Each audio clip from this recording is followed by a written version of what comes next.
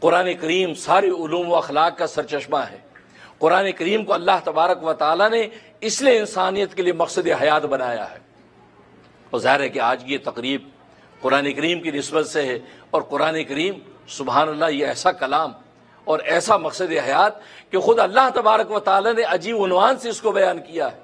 سورۃ الرحمن کی جو آیات میں نے تلاوت کی ہیں اس میں فرمایا الرحمن علم القرآن خلق الانسان، رحمان نے انسان کو قرآن کی تعلیم دی، اس کے بعد فرمایا خلق الانسان، انسان کو پیدا کیا، پھر کہا علمہ البیان، پھر انسان کو قرآن بیان کرنا سکھایا۔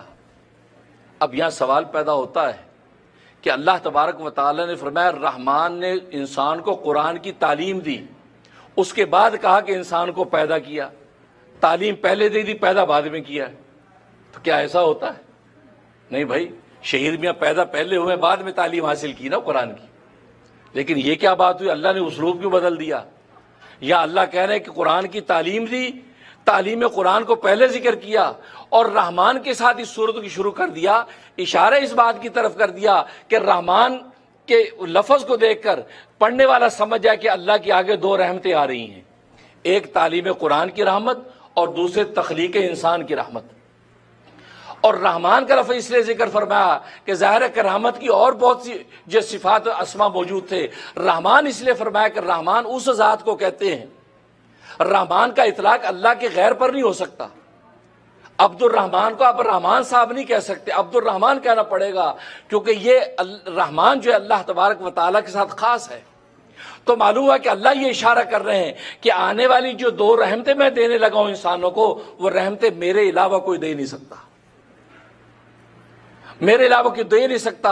اس انسان کو جو قرآن کی میں تعلیم دینے لگا ہوں، یہ تعلیم قرآن کی دولت میرے علاوہ کوئی نہیں دے سکتا۔ ذالک فضل اللہ یؤتی من یشاء، اللہ جس کو چاہتا عطا کرتے ہیں۔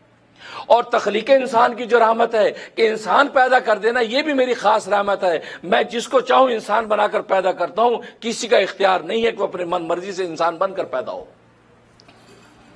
تو یہ دو رحمتیں ذکر کی، اب اس میں تعلیم قرآن کو مقدم کر دیا، تخلیق انسان کو مؤخر کر دیا۔ آخر وجہ کیا ہے؟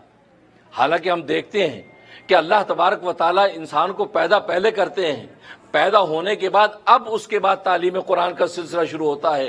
لیکن یہاں اللہ تبارک و تعالیٰ نے جو اسلوب بدلا ہے، اصل میں یہ اسلوب بدل کے اللہ تبارک و تعالیٰ نے انسان کی تخلیق کا مقصد بتلا دیا ہے۔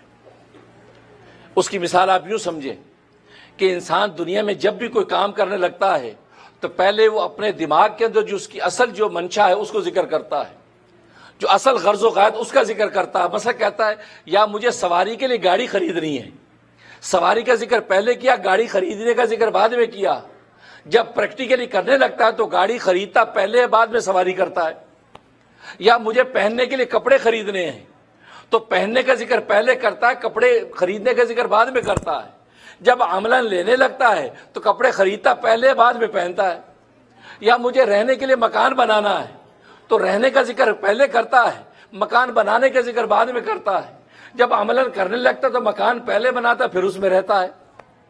تو گویا کہ دنیا کی کسی چیز کا بھی آپ جائزہ لے لیں، آپ اپنے اصل مقصد ذہنی خاص کو پہلے ذکر کرتے ہیں کہ مجھے جو ہے فلاں مقصد کے لیے کام کرنا ہے، مجھے پیاس بجھانے کے لیے پانی پینا ہے تو پانی پہلے پیتا پھر بعد میں پیاس بجھاتا ہے۔ تو گویا کہ بالکل اسی طریقے سے اللہ تبارک و تعالی جو یہ فرمایا الرحمن علم القرآن خلق الانسان، گویا کہ اللہ تبارک و تعالی یہ فرما رہے ہیں کہ مجھے قرآن سکھانے کے لیے انسان بنانا ہے۔ اللہ اکبر، تکبیر، کیا بات ہے! اللہ تبارک و تعالی نے کتنا آسان کر دیا، فرمایا مجھے قرآن سکھانے کے لیے انسان بنانا ہے، مجھے اور کسی مقصد کے لیے نہیں، صرف میرا ایک مقصد ہے، مجھے ان کو قرآن سکھانا ہے، اس کو قاری بنانا ہے، اس کو حافظ بنانا ہے، اس کو عالم بنانا ہے، مفسر بنانا ہے، محدث بنانا ہے۔ مجھے انسان بنانا اسی لیے ہے تاکہ اللہ کا قرآن سیکھ جائے۔ اس لیے یہاں اسلوب بدلا اللہ نے۔ اس آیت کو دیکھ کر پتہ چل جاتا ہے کہ اللہ تبارک و تعالی نے انسان کو بنایا کس لیے ہے۔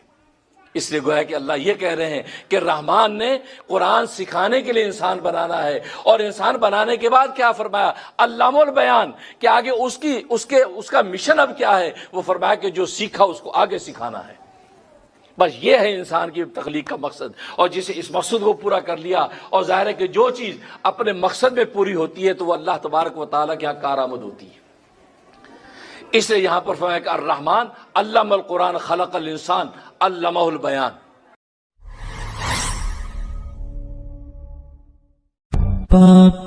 Ba